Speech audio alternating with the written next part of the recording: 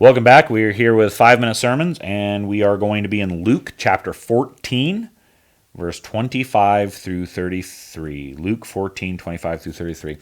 Some of your translations may put a superscript there called the cost of discipleship. It is something that reminds me of a book written by Dietrich Bonhoeffer. It's well worth your time to grab and read. But before Dietrich taught about the cost of discipleship, guess what Jesus did?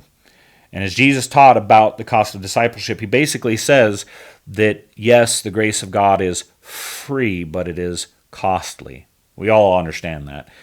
If I gave you a car, it would be free, right? Except for the fact that you have to maintenance, fuel, taxes, and various things like that. We know that if I gave you a free puppy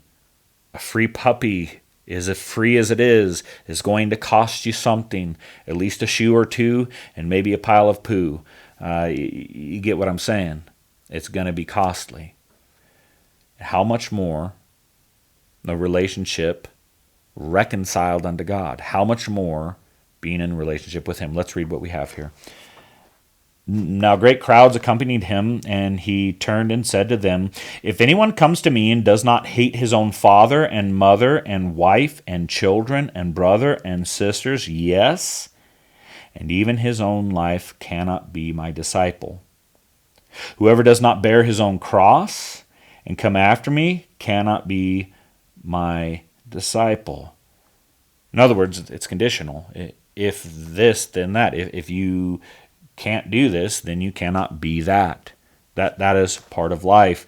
And he says some really radical things. You have to hate your own father and mother and wife and children and life. And you have to bear your own cross and come after him. And if you don't do those things, you can't be his disciple. It's costly, is it not? The free gift of God through faith in Jesus Christ, of eternal life, of forgiveness of sins, of being drawn to the Father, comes with the cost of having Him be more important than your own life. That's a hard thing for us to grasp. We like to compartmentalize Jesus. We like to compartmentalize our relationship with the church. But here we read the cost of discipleship is great, and Jesus gives us a couple of examples of that. For which of you, desiring to build a tower, does not first sit down and count the cost, whether he has enough to complete it? Otherwise, when he has laid a foundation and is not able to finish, all who see it begin to mock him, saying, "This man began to build and was not able to finish."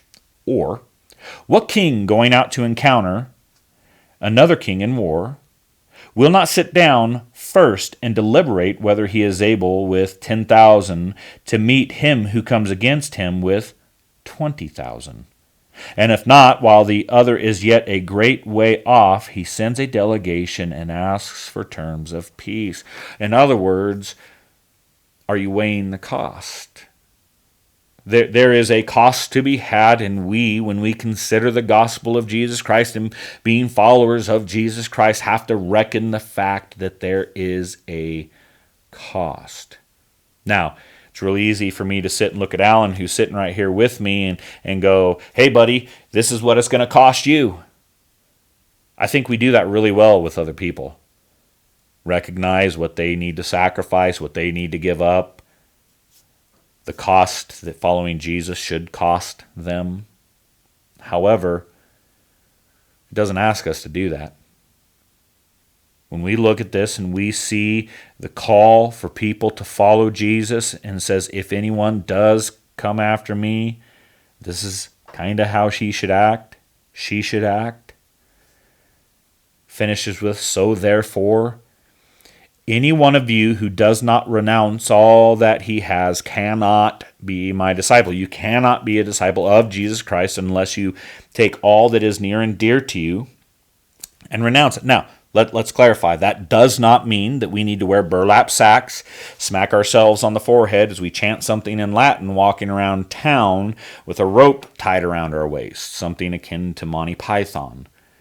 Vows of poverty and vows of attrition and starving the body are something that people have done for years, and the Bible actually tells us that those things are of no value. What Jesus is actually telling us here is that our allegiance needs to be to Him first and foremost, that our affection for Him and our desire for Him and our following of Him needs to be where a priority is laid out of us following Him, not of us taking care of all the things we have to and then kind of throwing Him on the back burner, throwing Jesus on the caboose and just taking Him along with us. Rather, all of our life is settled into counting the cost and then recognizing that my following of Jesus is going to lead me to sacrifice, is going to lead me to maybe not get to do or be or have what the world might have planned for me, or I may have planned for myself. By God's grace, may we weigh the cost, and may we be faithful as we follow Him, renouncing all we have. God bless you guys. We'll see you next time.